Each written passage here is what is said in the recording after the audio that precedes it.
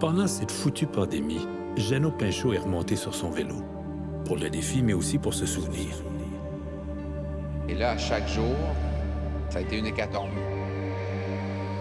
Il y a presque 30 ans de ça, Jeannot a tout misé sur la folie du cirque, son cirque. Moi, j'y crois. Et depuis, le Cirque Éloise a fait le tour du monde. C'est devenu une prodigieuse entreprise culturelle. Réinventer demain, moi, je suis vraiment pas pressé. Jusqu'à ce qu'en mars, tout s'arrête. Tout s'arrête. Est-ce que je reste en affaires si je fais pas d'argent? Tous nos revenus sont tombés à zéro. À l'intérieur de quoi? Quelques jours. C'est comme apprivoiser l'incertitude. Et là, chaque jour, ça a été une hécatombe parce qu'on a très vite compris qu'on était les premiers touchés et qu'on serait les derniers à revenir au travail. Ça, on l'a très, très, très vite compris. On a choisi la vie humaine à l'économie. Ça devrait nous donner tous les espoirs qu'on peut rêver à un monde meilleur. Je pense que d'une certaine manière, ce qui est arrivé à Jeannot et au Cirque Éloise, c'est à l'image de ce qui nous est arrivé à tous quand le temps s'est suspendu. Mais après tous ces mois, tout ce vide, on a quand même appris quelque chose sur nous-mêmes.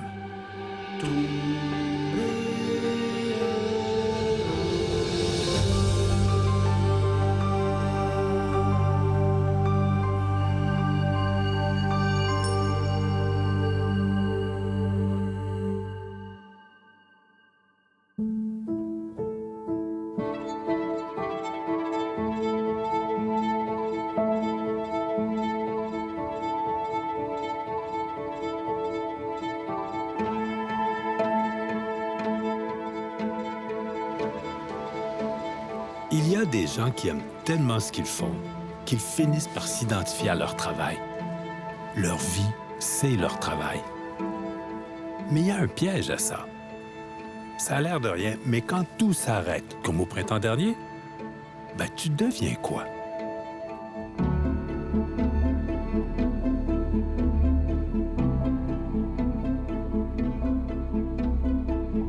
Jean habite à Québec. Il travaille tout près de l'Assemblée nationale. Je pense que cette sacrée crise lui a fait prendre conscience que son travail, c'était pas juste un travail, et ses clients, c'est pas juste des clients, c'est sa vie. Bien, dans ma tête, c'était pour quelques jours. Dans ma tête, je me disais, bon, ça va se calmer, tu sais, je veux dire, là, bon, je comprends. Mais dans ma tête, à moi, c'était une semaine, là, tu sais, c'était pas plus long que ça. J'ai vraiment pas vu ça à long terme, là, mais vraiment pas. Tant qu'à être arrêté et tant qu'à devoir fermer le salon sans savoir pour combien de temps, Jean s'est dit, c'est peut-être un signe. Peut-être que le temps de la retraite est arrivé. J'ai longtemps idéalisé, je me disais, hey, c'est quoi de prendre sa retraite? Puis, tu sais, les gens avaient l'air de tout triper, puis je me disais, ben, tu sais, bon, je vais l'essayer. Mais honnêtement, c'est très clair que je ne prendrai pas ma retraite sitôt. Non? Non, jamais de la vie. Pourquoi? Qu'est-ce que tu as compris pendant la pandémie qui te fait dire ça? Bien, j'ai besoin de mes clientes puis mes clients. Il y a vraiment, ça me manque le contact. Tu sais, il y a une relation qui est très intime avec nos clients et nos clientes. Puis le fait d'être utile, parce que, tu sais, je me sentais totalement inutile, moi, à la maison. Tu sais, là, c'est bien beau de faire des rénos puis de faire de la peinture, tout ça, mais je veux dire, tu es tout seul, tu n'as plus de contact avec personne. On a besoin de sentir qu'on collabore à une société, puis, tu sais, qu'on compte pour les gens. Vraiment, ça, là, d'avoir tous les mots, les clientes qui m'envoient, là, me dire on a hâte que tu recommences, on a hâte de te revoir, tout ça, fait que ça fait chaud au cœur. Ah oui, je comprends. Oui.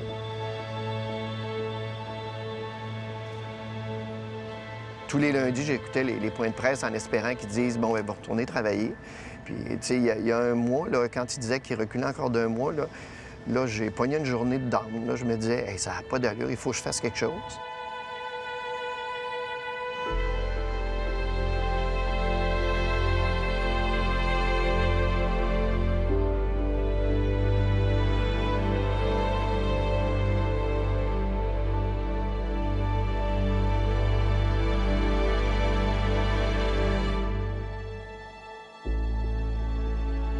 J'aurais tellement aimé ça écrire. Je pense que si j'étais romancier, j'écrirais l'histoire fabuleuse d'une famille et de sa toute petite librairie au temps de la COVID-19. Ça se passerait aujourd'hui. Et je raconterais l'aventure de cette librairie qui refuse de mourir.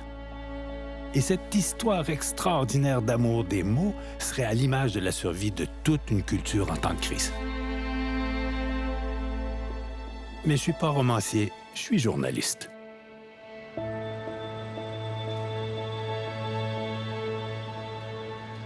Brandon, comment allez-vous? Très bien, très bien. Ouais, on est toujours occupés ici. Ah oui, j'en doute pas. Mais vous êtes avec qui? Avec votre père et votre mère?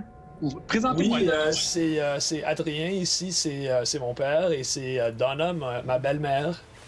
On travaille tous ensemble. Ça fait 45 ans que la petite librairie de la rue Milton est ouverte. Il y a longtemps, là, c'était une écurie, c'est tout dire. Aujourd'hui, il y a des livres partout, du sous-sol au grenier. On y retrouve même des livres anciens. On dit qu'ici, on vend des livres usagés, mais moi, j'aime pas beaucoup cette expression-là. Je préfère imaginer que dans chaque livre, il y a une histoire qui a tellement passionné le lecteur qu'il a ressenti le besoin de la faire lire aux autres. Mais nulle part ici, dans aucun livre, aucun auteur n'a prédit qu'en mars 2020, un sale petit virus allait menacer le monde de Donna, Adrian et Brandon, et de tous leurs livres. Yeah, it was very, very scary. I mean, sort of economic, your income disappears. Yeah, but I think we felt a determination that we would keep this going. We want to do that. That's important for us, and and that the store go on with Brendan, but that the store is important. Yeah, the future is Brendan taking over the store, and I want to make sure that happens.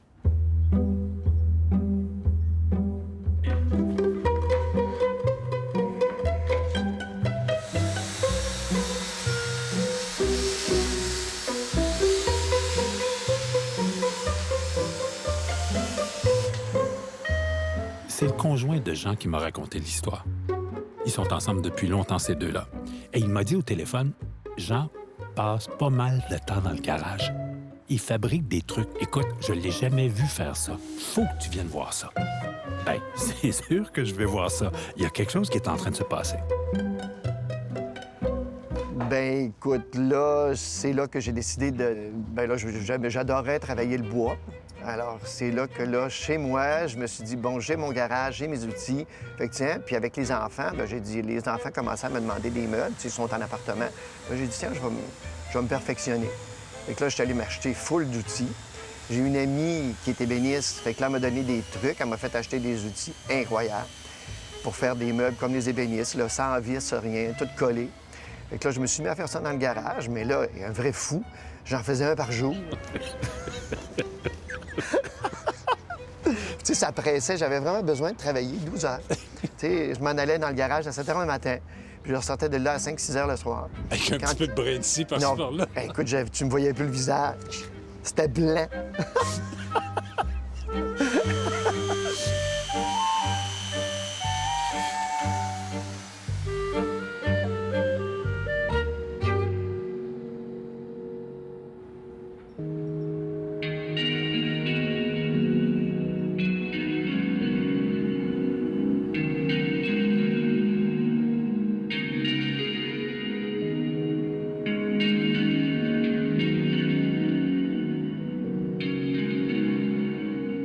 Mais pour moi, c'est vraiment, autant pour moi personnellement que comme société, c'est un moment pour s'observer.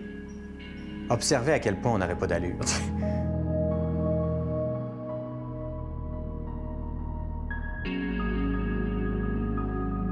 Ça ne m'étonne pas de Rémi Tremblay. Rémi a été à la tête d'une grosse entreprise avec des milliers d'employés. Et puis un jour, c'était juste trop. Rémi a fondé la Maison des leaders. Ben pour moi, Rémi, c'est le gars qui voit les choses autrement. Ben c'est justement pour ça que je voulais le voir. C'est pour moi, là, c'est vraiment... tu sais, quand les gens disent « je veux revenir à la normale », pour moi, c'est la normale. C'était pas normal, notre façon de vivre. Il y a des nouvelles formes de violence dans notre société. Tu sais, pour moi, la vitesse, la pression sur la performance, sur la croissance, tout ça, c'est... La consommation, c'est des nouvelles formes de violence dans notre société. Puis moi, je pense que là, on le réalise. On le réalise en ralentissant comment c'est bon d'être avec sa famille, comment c'est bon de quitter un peu cette folie de performance puis d'efficacité, comment ça peut revenir vite. Moi, je trouve que c'est une occasion de se poser la question vraiment, qu'est-ce qui importe vraiment? Fait que ça, c'est la question, moi, qui m'habite. Qu'est-ce qui importe vraiment? Puis il n'y a pas tant de choses qui importent vraiment.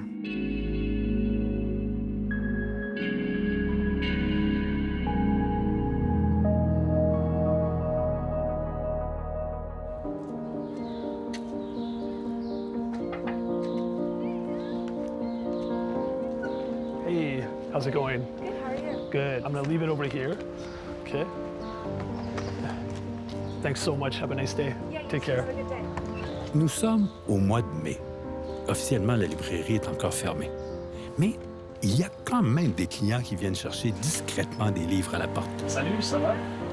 D'ailleurs, à l'époque, là, on savait pas trop si c'était correct de faire ça. On savait pas comment s'organiser pour survivre. Move a lot. Et puis, Brandon et la famille ont une drôle d'idée. Ils se sont mis à vendre des boîtes de livres, mais sans dire quel livre ils mettaient dans la boîte. C'est un peu comme une boîte à surprise. Et puis, ah oui, ils ont fait la livraison partout sur l'île. Oh, that's nice. Alors, on faisait des boîtes surprises. Alors, les gens payaient pour des boîtes de livres, et là, ils ne savaient même pas qu'est-ce qu'il y aurait dans les boîtes de livres. Alors, ils donnaient genre un peu une idée de ce qu'ils voulaient. Ils disaient genre soit moi j'aime Hemingway ou Jane Austen ou quelque chose comme ça. Et là, c'était à nous le défi de choisir des livres pour eux. Alors, on arrivait chez eux et pour beaucoup de monde, c'était comme le Noël, en fait. Ils attendaient ça comme ça, les boîtes de livres. Et en fait, c'est Adrien et Donna qui ont fait eux-mêmes la plupart des livraisons autour du ville. Ils faisaient genre presque 30 boîtes de livres par jour, des fois.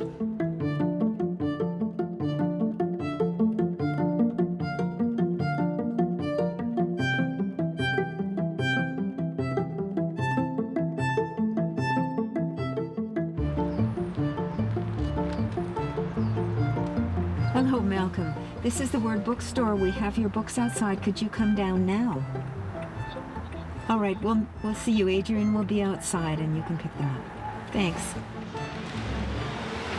Malcolm, your books are there. You got the Steinbach and the David Foster Wallace and the Blind Date.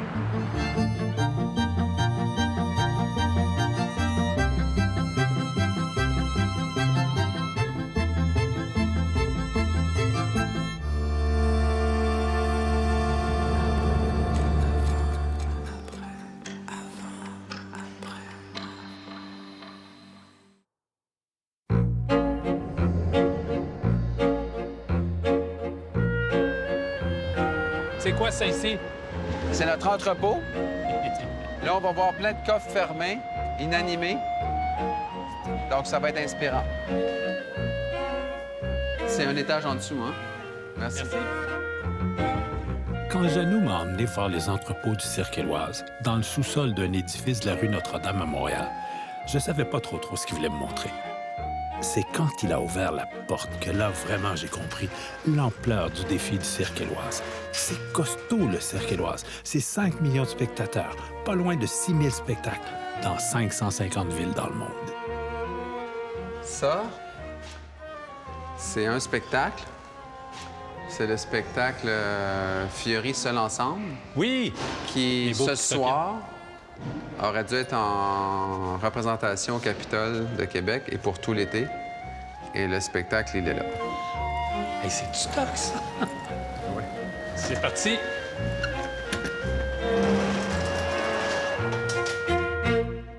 Je pense que là, c'est le monocycle que j'utilisais avant Éloise. Il y a l'air d'en avoir deux. Et mes enfants m'ont demandé un monocycle, donc je peux aller voir si c'est ça. Je suis incapable, moi, de prévoir ce qui va se passer dans 3 semaines, dans un mois. Ça se développe au sud de notre frontière, en Europe, partout. Ça se développe pas nécessairement comme on pensait. Alors, tu crées des projets, mais c'est pas seulement la viabilité économique, c'est le décor, la culture, elle va avoir l'air de quoi dans un mois, Ouais. 2 mois. Ça, j'ai pas Non? T'as pas aucune crainte? C'est pas que j'ai pas aucune crainte, c'est que j'ai pas trop envie d'y réfléchir parce que ça brouille l'esprit. Oui, je ne doute pas. J'aime mieux rêver de multiples projets, des projets de cirque, des projets de danse, des projets qui mêlent les genres. Si les projets font du sens, bien, ils vont bien trouver leur chemin vers une diffusion, vers des acheteurs, vers une vie. Moi, je crois beaucoup à ça. OK. Ça, c'est le système qu'on avait développé pour faire pleuvoir sur la scène. Donc, un accrochage. Du brassage d'idées, il y en a eu au Cirque Éloise. Dès le début du premier confinement, d'ailleurs, on a exploré dans toutes les directions, du plus modeste au plus étonnant, parfois même avec des projets qui n'ont rien à voir avec l'univers du cirque. Mais tout ça, c'était essentiel pour se garder en vie, pour l'espoir. Donc, quand j'ai eu mes moments de découragement pendant la pandémie, je me suis dit, bien, si l'histoire commence aujourd'hui, bon, OK, bien, j'ai beaucoup là, pour commencer, là. Ouais. J'ai beaucoup de possibilités. J'ai juste à ouvrir les coffres, puis je trouve un monocycle, je trouve un accordéon, je trouve une grosse caisse, je trouve un fil de fer, une piscine. Wow! Regarde, les pneus sont neufs. Il y a quand même des limites à s'attendre à ce que les artisans du cirque se réinventent. Le trapéziste, qu'est-ce qu'il est supposé de faire d'autre? On n'y pense pas, là, mais il y a vraiment des carrières qui sont en train de se jouer.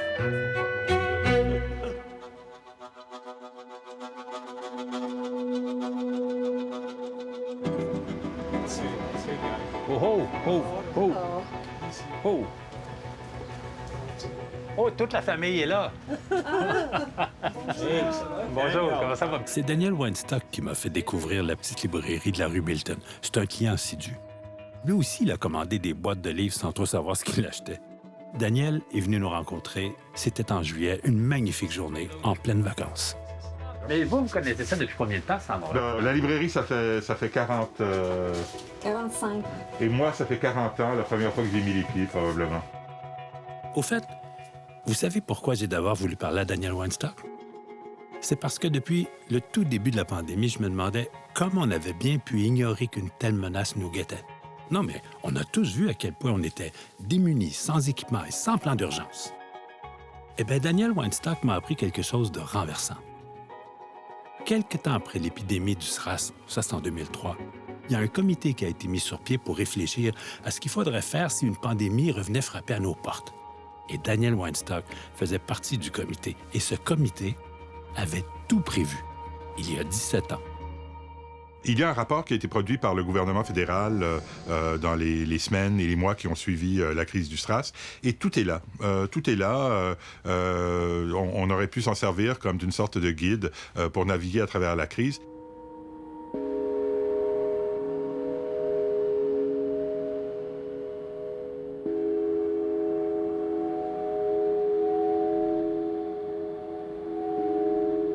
Tout était donc là.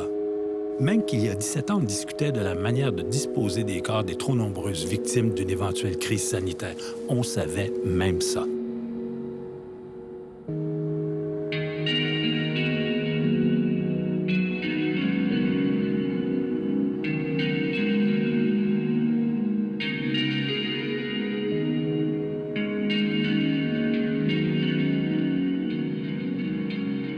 C'est pas rassurant d'entendre ça, quand on aurait dû savoir quoi faire et qu'on a été pris de court.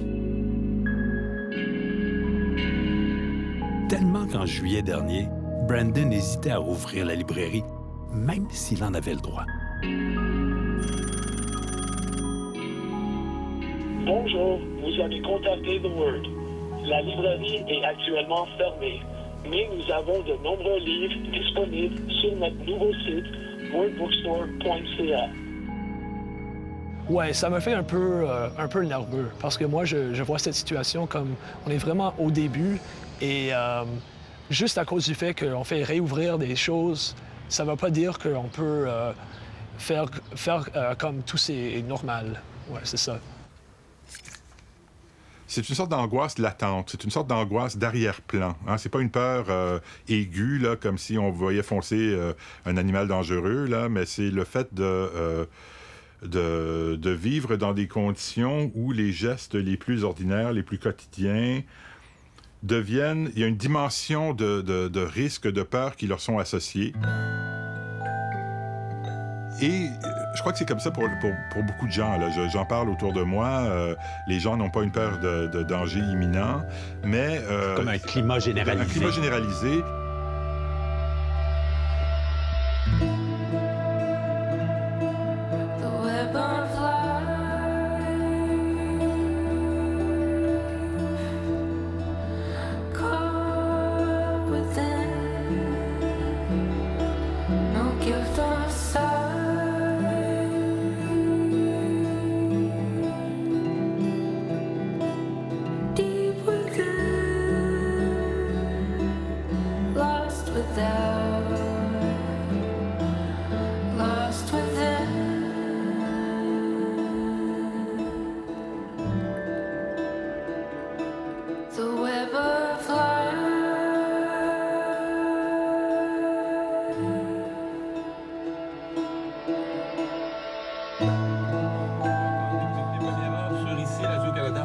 Bonjour tout le monde, 4 degrés à notre thermomètre ce matin. Martin Boucher, bonjour. Bonjour, Claude Bernacci. Bonjour, est-ce qu'on a branché tout le monde ce matin? Le salon de Jean a été fermé pendant 10 semaines. 10 semaines. Il y a des entreprises qui n'ont pas survécu, malgré les subventions du gouvernement, malgré l'aide. Mais Jean, lui, a tenu le coup. Alors, c'est sûr qu'on voulait être là quand il allait rouvrir les portes. C'était un mardi. Et qu'est-ce que vous pensez? Ben oui, Jean était là à 6 heures du matin. J'ai su qu'il y avait des salons qui avaient ouvert à minuit. Avoir su, je l'aurais fait. Et j'ai eu plein de messages, textos. Hey, on a hâte de te voir demain matin. Oui, j'ai pas dormi. Ah non? Ah non, écoute, je vais être énervé. Enfin, je recommence à vivre.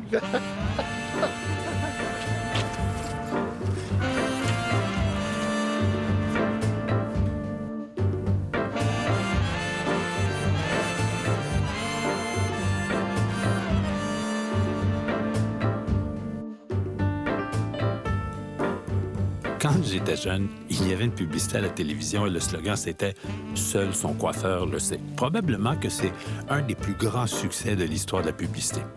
Mais vous allez voir que dans le salon de Gentivierge, c'est plus vrai que vrai. Oui, ça va bien, mon bébé. Hey. Puis moi, c'est on peut pas se coller. Oui. Je voulais vous montrer ce que vous allez voir parce que ça dit tout. Au-delà des confidences, il y a quelque chose comme de la complicité. J'ai pas le mot juste, mais une bonne dose de familiarité bienveillante.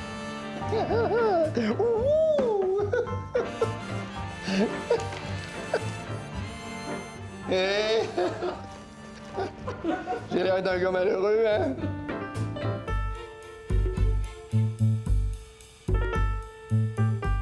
À quoi ça ressemble 3 mois sans coiffeur, alors, selon vous? C'est déprimant. Moi, c'est ça, je viens 2 fois par semaine, là, puis on jase tout le temps. T'sais, on crée une relation. C'est comme ils disent, mais c'est vraiment comme des thérapeutes, là, tu sais. On leur compte nos affaires, ils nous comptent leurs affaires. On jase. Et qu'on jase. On s'aide mutuellement. C'est ça, on s'aide mutuellement. Vraiment, on compte nos semaines, nos bons coups, nos mauvais coups. On se donne des conseils. Exactement. Hein? Puis, moi, je suis en télétravail. Tu sais, avoir la repousse longue, tu sais, faire des zooms un peu mal à manger, là, c'est déprimant.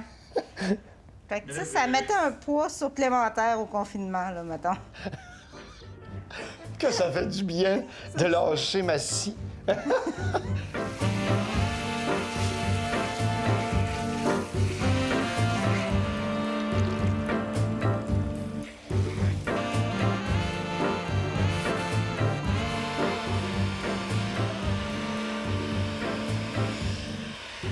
Comment voulez-vous ne pas sourire en voyant Jean qui retrouve ses clientes, en fait, sa famille, comme il dit? Même si on sait que c'est pas terminé, que ce n'est que la première vague, c'est un moment de répit et c'est un moment de bonheur à l'état pur. Bon, ben, belle journée. Toi aussi, mon amour. Hey, merci pour tout. Je t'aime.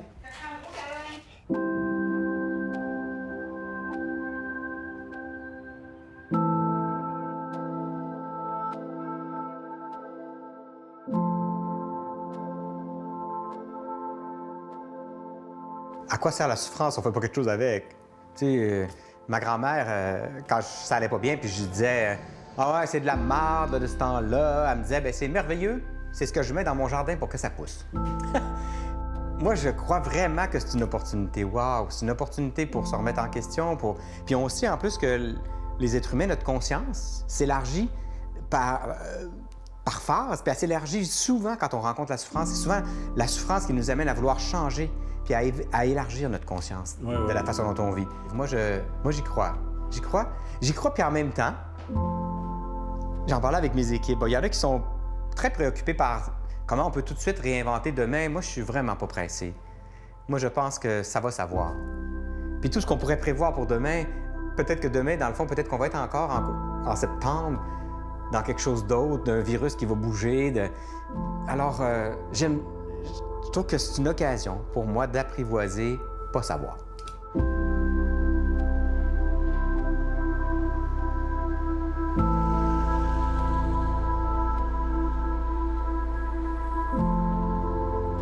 C'est une belle formule, celle-là. Apprivoiser l'idée de ne pas savoir.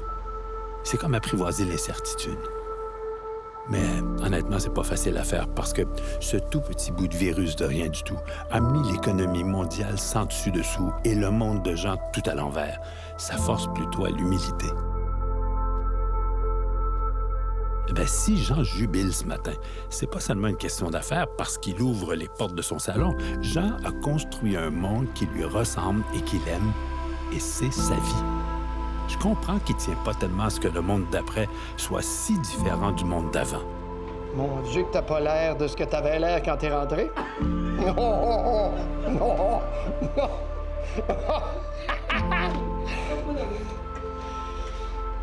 Ça fait du bien de reprendre ses habitudes, hein, la mère? On aime ça.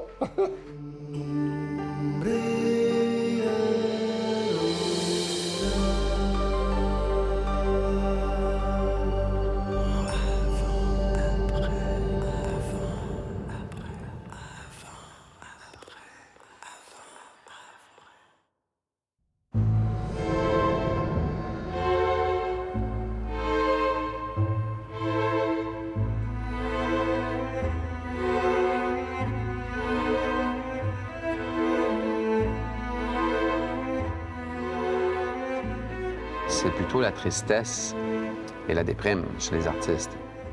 Parce que juste de ne pas s'entraîner, c'est leur essence, c'est leur souffle vital. Benoît Carl, Benoît metteur en scène, Carl le réalisateur, Angie, artiste de cirque, la première à venir s'entraîner au Cirque Éloise depuis le confinement. Donc un peu en catimini, mais parce qu'on va aller filmer tantôt dehors. Fait que tu peux t'entraîner sur le Marley, là.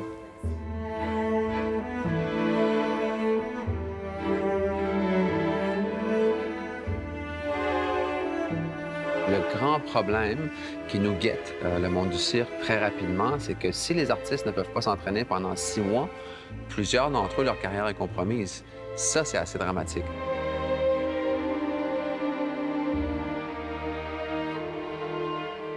Et il y a plus de 50 des artistes de cirque qui disent que si le confinement se poursuit, ils pensent à changer de carrière. Plus de 50 c'est majeur.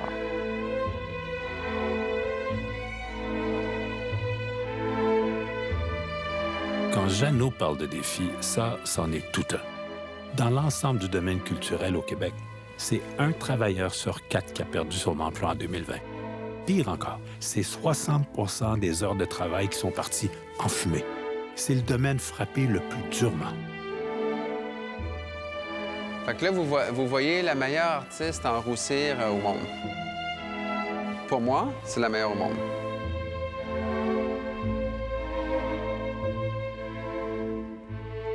Oui, c'est vrai que ça me fait un peu la vertige de penser qu'on va pas être sur scène pendant probablement 1 an.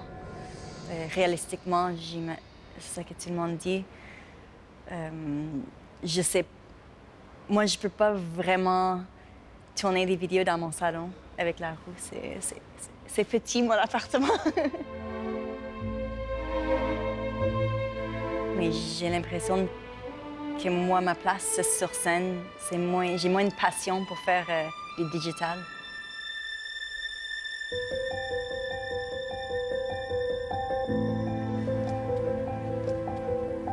Hey, le Vieux-Montréal vide comme ça. C'est étrange, hein?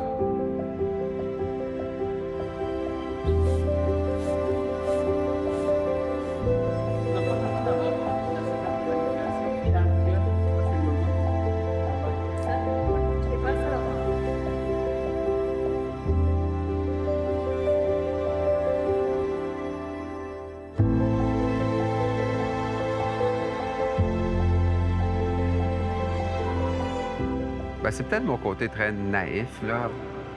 Moi, tout est impermanence, puis tout, tôt ou tard, on va mourir, on va renaître. Tu sais, j'ai toujours pensé que le cirque éloigné ne serait pas éternel, là. Il n'y a rien qui est éternel, là. Peut-être que c'est juste que c'est maintenant qu'une transformation majeure va arriver, plutôt que dans 10 ans. Mais c'est quoi? Qu'est-ce qui va arriver? Je ne sais pas. On va renaître.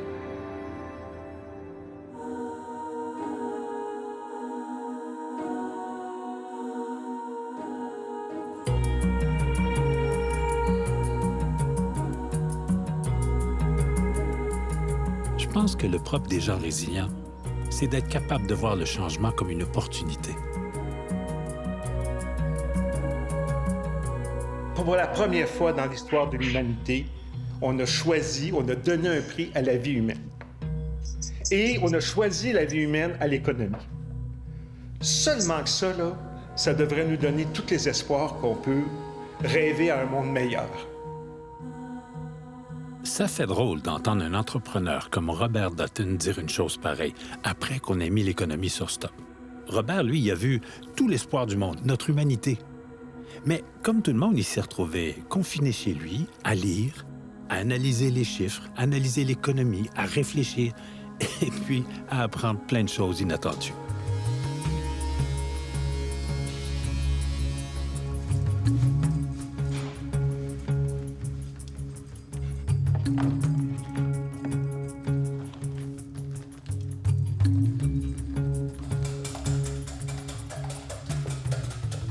Oui. Écoutez, moi, j'ai jamais fait la cuisine. Hein. Vraiment, j'ai eu des gens me faire la cuisine. Je suis rendu dans la base, là. J'ai vraiment des crêpes, j'ai appris. J'ai appris de faire du pain doré. Donc, ça, c'est pour le petit déjeuner. Mais il faut se rappeler que le petit déjeuner est le repas le plus important. C'est ma justification. Celui qui a été à la tête de Rona pendant 35 ans, eh bien, aujourd'hui, il enseigne aux hautes études commerciales. Il m'a confié qu'il s'ennuyait beaucoup de ses étudiants, et je le crois. Il sait d'ailleurs que plusieurs d'entre eux s'interrogent sur leur avenir à cause de la pandémie. Je passe au moins 2 à 3 heures par jour au téléphone, je dirais, à écouter. L'expérience du passé que j'ai comme chef d'entreprise, c'est que les crises offrent des opportunités, il faut savoir les prendre. Je l'ai dit aux gens d'affaires, l'adversité, ça nous rend créatifs. Ça nous force. Rona est né dans l'adversité en 1939. Rareté de produits, les fournisseurs qui venaient du Canada et des États-Unis ne parlaient pas français. Des petits Québécois se mettent ensemble, créent une coopérative. C'est l'adversité. Il y avait une rareté de produits à cause de la guerre. C'est l'adversité. Et à chaque fois qu'on a eu de l'adversité dans l'histoire de l'entreprise que j'ai gérée, on est devenu meilleur. Les changements qui vont avoir lieu, je dirais qu'ils vont être dépendants s'il y a une crise de sens. Moi, ça me passionne de regarder, d'observer ça, si on va remettre en question certaines de nos valeurs. Est-ce qu'on a appris la résilience comme personne et comme société? Est-ce qu'on a appris la solidarité? C'est quoi la valeur du travail? La famille, n'oublie pas, on est confinés avec nos familles. Est-ce qu'il y aura des changements profonds? Ça ne sera plus comme avant si on change nos valeurs, nos non négociables là, comme organisation.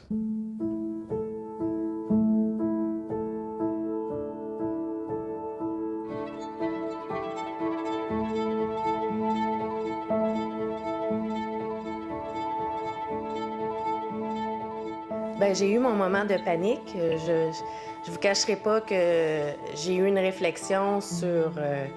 j'ai quand même une entreprise qui a 57 ans d'histoire. C'est 57 ans à porter sur ses épaules pour s'assurer qu'elle soit pérenne dans le temps. Hélène Picard dirige une entreprise spécialisée en équipement incendie, comme par exemple des camions de pompiers. Mais là aussi, la pandémie a fait des ravages. Les commandes ont ralenti. Et avec ça, sont venues des questions déchirantes pour celle qui est, en quelque sorte, aujourd'hui, la garante de l'entreprise bâtie par la famille au fil des ans. C'est assez simple. C'est le patrimoine de la famille qui est sur la table. Dans le fond, je me suis posé la question, est-ce que je reste en affaires si je fais pas d'argent? Puis la deuxième question, c'était, est-ce que je ferme l'entreprise si je fais pas d'argent sur, mettons, 1 an, 2 ans, 3 ans? Puis la réponse, c'est oui, on va rester en affaires même si on ne fait pas d'argent. On va s'organiser pour ne pas en perdre. Mais le but ultime ne sera pas de faire de l'argent pour les prochaines années. Ça va être de conserver les emplois, de continuer de servir notre clientèle, puis de passer au travers cette crise-là et espérer, dans le fond, d'ici une couple d'années, retrouver une certaine rentabilité, là.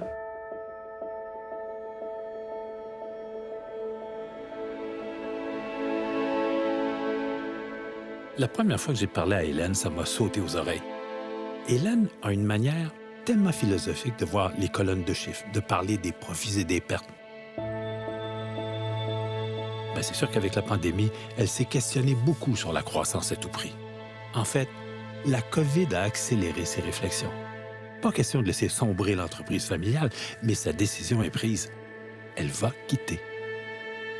Bien, la première étape, c'était être en mesure de se détacher de l'entreprise tout en s'assurant qu'elle continue ses opérations. Donc ça, il y a des actions à l'interne de l'entreprise qui ont été prises dans ce sens-là. Mon conjoint, la même chose.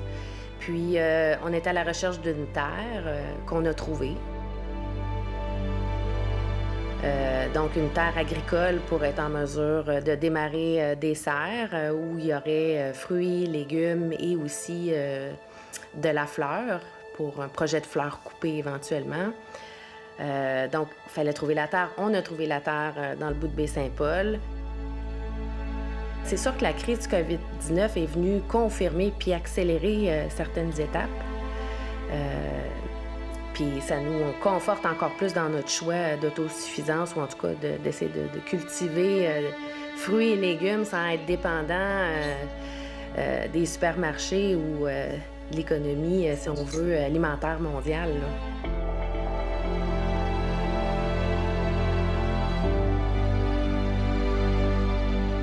Passer des camions de pompiers aux fleurs coupées, quand même, c'est pas mal. Mais pour combien d'autres comme Hélène, la pandémie aura accéléré des déménagements, des changements de carrière et peut-être même une nouvelle manière de voir la liberté ou de reconsidérer la vieillesse?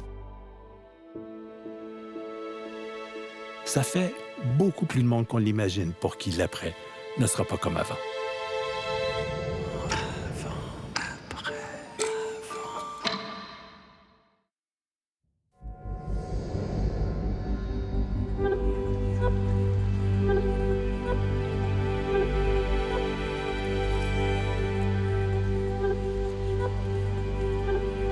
On dirait que malgré tout, une vie normale est en train de revenir dans le quartier. Du moins pour l'instant. Même si on ne sait plus trop ce qui est normal. Est-ce qu'on va devoir porter le masque jusqu'à la fin des temps? On aurait envie de croire que les belles journées vont effacer les mauvais souvenirs. Je ne suis pas sorti de mon quartier plus d'une demi-douzaine de fois depuis le début de la pandémie. J'ai redécouvert jusqu'à un certain point mon quartier. Hein. Les commerces du quartier sont devenus très importants. Alors qu'avant, on allait au centre-ville pour un oui ou pour un non. Tout d'un coup, les petits commerçants locaux, qu'on avait peut-être tendance à un peu négliger, sont devenus essentiels à la capacité que nous avons eue à pouvoir traverser cette pandémie. Donc, est-ce que, à l'intérieur d'une ville comme Montréal ou toute autre grande ville, moi, j'espérerais que la vie de quartier en sorte enrichie.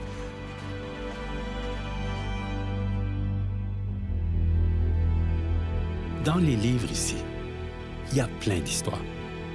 Mais je me demande quelle histoire on va écrire sur ce qu'on a vécu.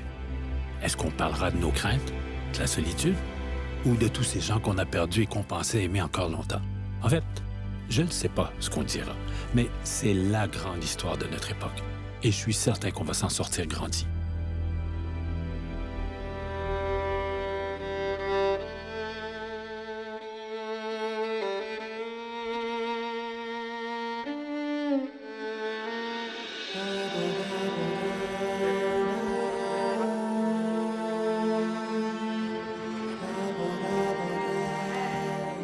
Les effets de la pandémie ont beau s'éterniser.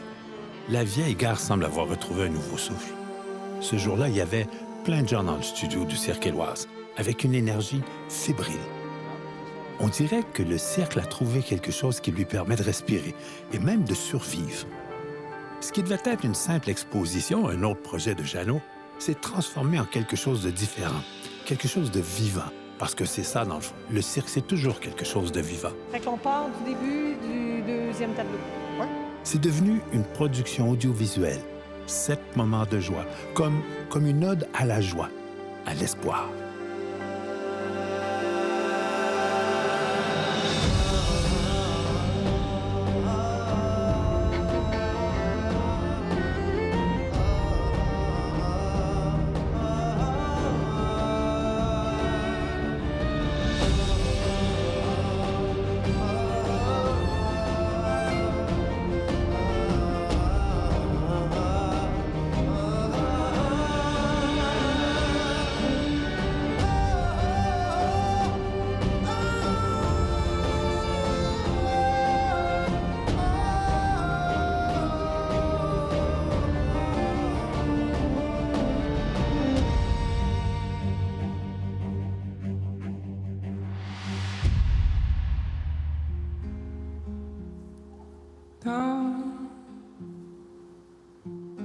Llegaste aquí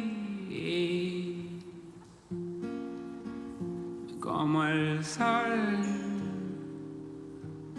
en un llevar de buscar perderse en alba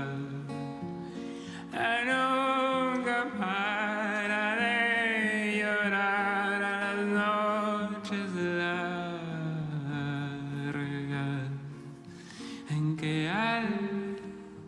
Tu sais, dans le cirque, on dit souvent que le regard du clown, c'est comme le regard d'un enfant. C'est un regard neuf sur toute chose. J'ai toujours essayé de garder ce regard naïf sur chaque chose, et c'est peut-être ça qui, en temps de pandémie, m'anime le plus. C'est « Ah, tiens donc, c'est un nouveau monde. Ah, qu'est-ce que c'est ce nouveau monde? On va aller voir. Ah, OK, c'est comme ça. »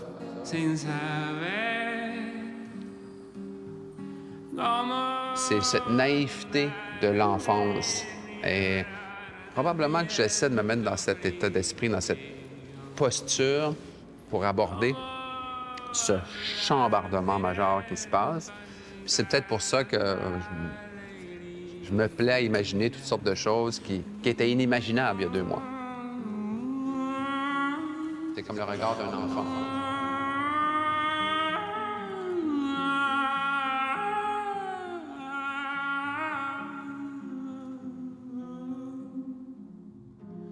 Et dire que ce sale petit virus n'avait même pas l'intention de nous faire du mal. Il a quand même mis notre monde tout à l'envers. Je crois que la résilience, c'est pas simplement de survivre. C'est aussi être transformé par ce qui nous arrive. Je pense qu'après, nous ne serons plus tout à fait comme avant. Et peut-être que nous serons un peu plus résilients.